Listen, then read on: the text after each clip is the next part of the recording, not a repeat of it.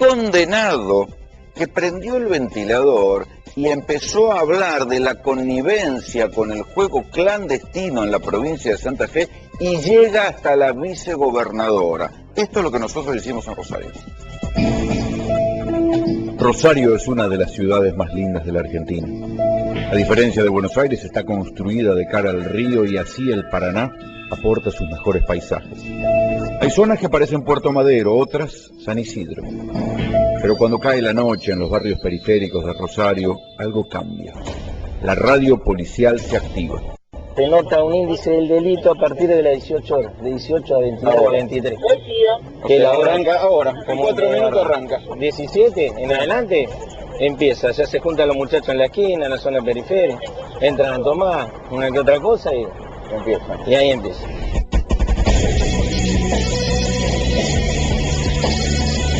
¿Qué se está escuchando picante? 19, 32. ¿Vamos para allá? No, no me quiso pegar y te voy a decir, yo me confundo la casa y le tomo una pino. Bueno, A lo que vengo en la calle, en la casa. Que si yo lo disparo nomás. Me agarra la espalda y me brazo. Efectivamente, era un muerto.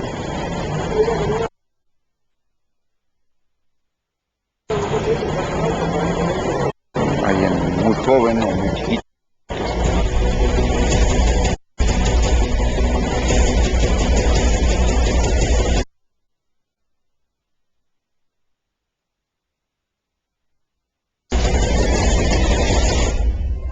Escuchen esta historia.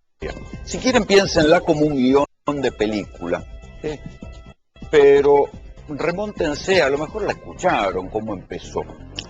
Acuérdense, 1 de enero del 2020, antes de la pandemia, había un señor que fue con su pareja y unos amigos a jugarse unas fichas al casino de Rosario. Ese señor se llamaba Enrique Encino, tenía 64 años, digo tenía porque murió en ese momento en el casino de Rosario.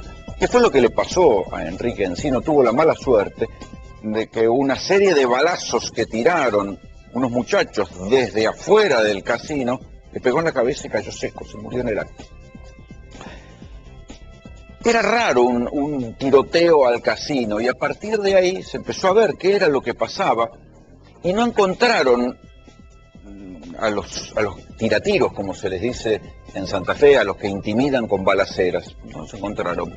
Pero había un muchacho que era una especie de, ¿cómo decirlo?, de mano de obra delictiva del grupo de los monos, a quien le tenían pinchado el teléfono. Este muchacho se llamaba Maximiliano Cachete Díaz. A Cachete le tenían pinchado el teléfono y Cachete, ¿por qué le tenían pinchado el teléfono?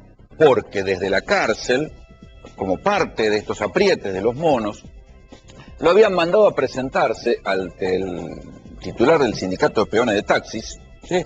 Y le había dicho al sindicalista, mire, si ustedes no empiezan a poner plata, la van a pasar mal.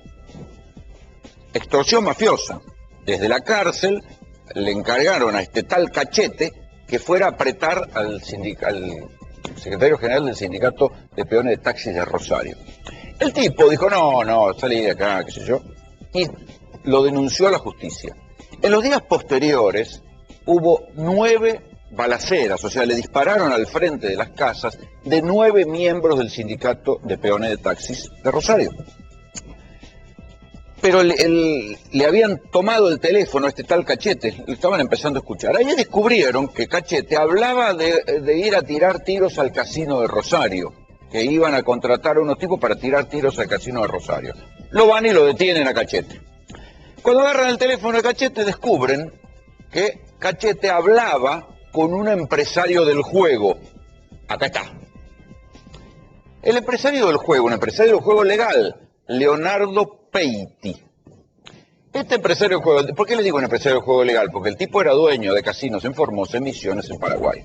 Pero no lograba hacer pie en Rosario. Entonces ahí hay una conjunción de intereses. Peiti tenía garitos clandestinos. Cuando estuve en Rosario le pregunté a unos amigos policías, ¿pero cómo era esto de los garitos clandestinos que tenía Peite? Me dice, no, otra que garito, no eran garitos que había una mesa y jugaban al póker, eran mini casinos, había ruleta, había póker y había, escuchen bien, máquinas tragamonedas, slots, digamos, como había en un casino. Algunas ni siquiera eran usadas, sino que eran compradas nuevas. O sea, en un club social y deportivo, pongamos, de Rosario, estaban los viejos jugando al truco, al dominó, otros jugando a las bochas, pero había una habitación al fondo donde había 30, 40 personas con la máquina tragamoneda, jugando al póker, escolaseando fuerte. Esto era el juego clandestino. Entonces, había una conjunción de intereses entre este señor, que tenía juego clandestino en Rosario y que quería que la gente dejara de ir al casino oficial, y también del otro lado estaban los monos que querían extorsionar al casino y decirle, muchachos, si ustedes no ponen plata, nosotros le vamos a seguir tirando tiros. Cuando agarran el celular de Cachete, el que había organizado la balacera al casino, encuentran un mensaje de este señor, el empresario Peiti, con un fiscal, mejor dicho, con el asistente de un fiscal, que es el asistente del fiscal Ponce Azajad, Gustavo Ponce Azajad. Entonces, el empresario le decía al fiscal, che, dame una mano a ver si puedes liberar a esos dos tipos que tienen una aportación de armas, fíjate si lo puedes soltar.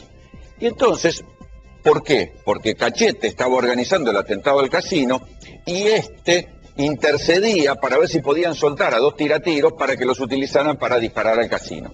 Finalmente no los pudieron liberar, pero quedó demostrado que el empresario del juego clandestino, que tenía interés en el tiroteo al casino, hablaba con un fiscal. Lo fueron a buscar al empresario y el empresario dijo, yo hablo, yo arrepentido, y empezó a hablar. Y dijo que tenía trato con el fiscal y con el jefe del fiscal, ¿sí? No lo tengo acá. El jefe del fiscal, este es el fiscal Ponce Azajad, el jefe del fiscal era el fiscal general, que se llama Patricio Serjal. Todos empezaron a caer presos. Este fue preso, el jefe de este fue preso, pero el que más habló fue el fiscal Ponce Azajad. Ahora bien, piensen de qué estamos hablando. Estamos hablando de un tiroteo al casino.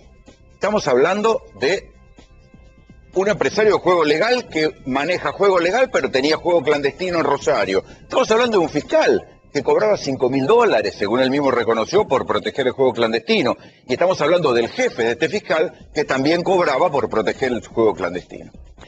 La cosa no termina ahí, porque esto es la parte judicial. Ustedes me dirán, bueno, es solo justicia corrupta. No. A partir de ahí empezaron a descubrir que el que protegía el juego clandestino, por lo menos lo que dice el fiscal, era un senador, es el senador Armando Trasferri. El senador Armando Trasferri es un viejo político de Santa Fe, peronista, pero que siempre tuvo convivencia con el socialismo, gobernabilidad le llaman. El senador Trasferri fue el sostén fundamental de Agustín Rossi en la reciente paso que hubo contra el oficialismo. Porque acá lo que hay que decir es que el gobierno de Santa Fe se dividió. Omar Perotti, el gobernador, y su gente le soltaron la mano a Trasferri y ojo a la vicegobernadora Rodenas. ¿Por qué les hablo de la vicegobernadora Rodenas? Porque el principal sostén de Rodenas, sostén político, era Trasferri, pero Rodenas, ¿a qué no saben que había sido antes de ser vicegobernadora y diputada? Fiscal. Escuchen, porque todo esto puede ser un relato, pero escuchen ahora los audios del fiscal Ponce Azajad en el juicio, cuando fue como arrepentido. Hubo una audiencia después donde volvió a arrepentirse, se sigue arrepintiendo, ¿no? Dice, mi arrepentimiento, pido disculpas, no me va a alcanzar la vida para pedir disculpas, dice el fiscal Ponce Azajad. Pero en la audiencia, donde finalmente hizo un juicio abreviado, terminó condenado, pero ahora está, creo que en arresto domiciliario, el fiscal habló y siguió prendiendo el ventilador. Y las revelaciones del fiscal hablan no solo de un senador, no solo del sostén político, la vicegobernadora, sino que llevan a este señor. Es el presidente de la Corte Suprema de Santa Fe. Se llama Gutiérrez. Escuchen los audios. en relación a los procesos que se le intentan seguir al director del organismo de investigaciones, al doctor Saín, ex ministro de Seguridad de la provincia. En este sentido me consta porque he estado presente en una sala de la Corte Suprema con asiento en Santa Fe de un paper al respecto que le entregó un ministro de la Corte Suprema a el senador Traferri, en presencia del doctor Cercal y en mi presencia, y al finalizar la reunión, en un sobre, le dijo, acá tenés todo, todo en contra de Saín. Eso fue una operación que se estableció entre el Senado de la provincia y un ministro de la Corte Suprema de Justicia. Yo fui testigo de esa reunión en la que se entregó lo que en política se llama carpetazo. Bueno, carpetazo. ¿De qué hablamos cuando hablamos de un carpetazo? Un carpetazo es una denuncia, en general floja de papeles, pero magnificada por algún actor interesado. Puede ser un político, puede ser un medio de comunicación. Eso es un carpetazo. ¿Contra quién se armó el carpetazo en el que participaron este fiscal, este senador y este señor, que es el presidente de la Corte Suprema? Siempre según lo que dice el fiscal. Y no lo dijo en declaraciones a un medio de comunicación, lo dijo en un juicio. O sea, el fiscal, en su alegato, en su defensa, admite todo esto y dice que le armaron un carpetazo al ministro Saín. ¿Quién era el ministro Saín? Era el ministro de Seguridad de Santa Fe, el que fue e intentó combatir con la policía primero y después, porque tiene un cargo en la fiscalía, intentó combatir con otros dos fiscales, con los fiscales Edri y Chiapapietra, intentó combatir esta mafia del juego clandestino.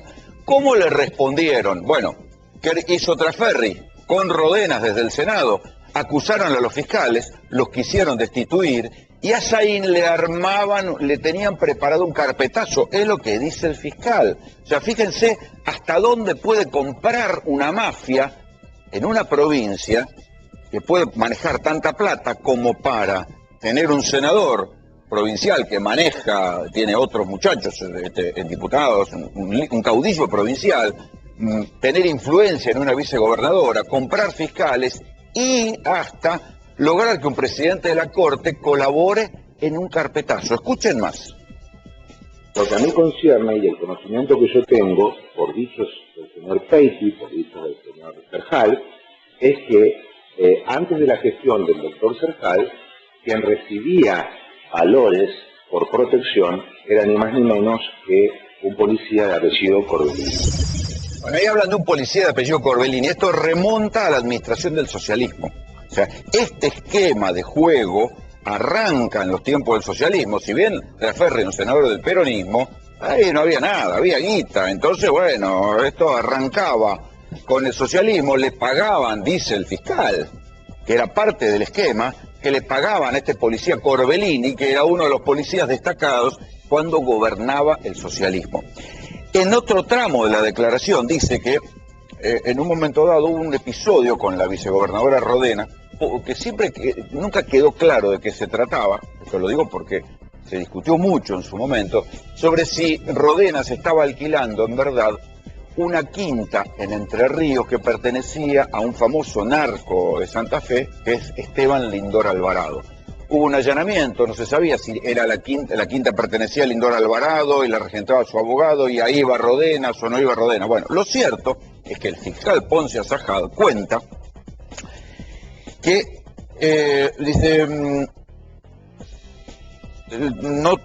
tuvo que ver con un allanamiento en las islas del Paraná que se realizó en el rancho de la vicegobernadora Rodenas. Rodenas llamó reiteradas veces al entonces fiscal Cercal, el jefe de los fiscales de Rosario, amenazando con que si seguían con todo esto, iban a rodar las cabezas de todos los fiscales. O sea, Rodenas era diputada, había sido fiscal y llamaba al fiscal general de Rosario amenazándolo para que se dejara joder, porque si no iban a rodar las cabezas de todos.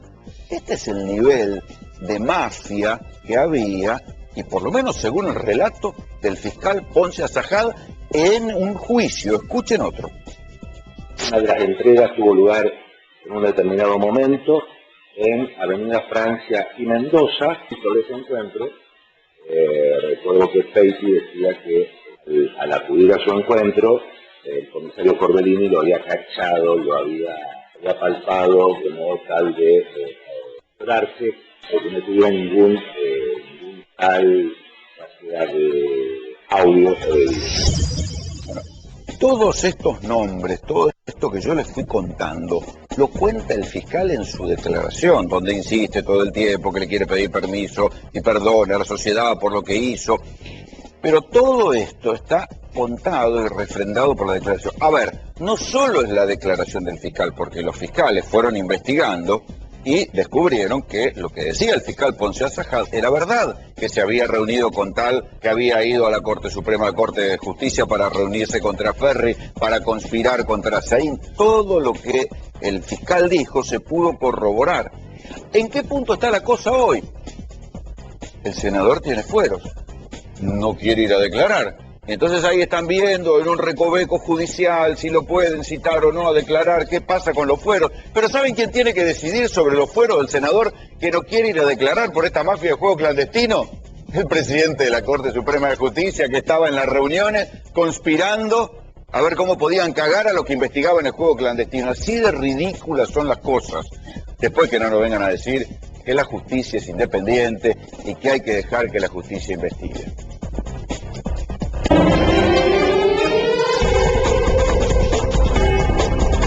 La información es urgente porque no sé si ustedes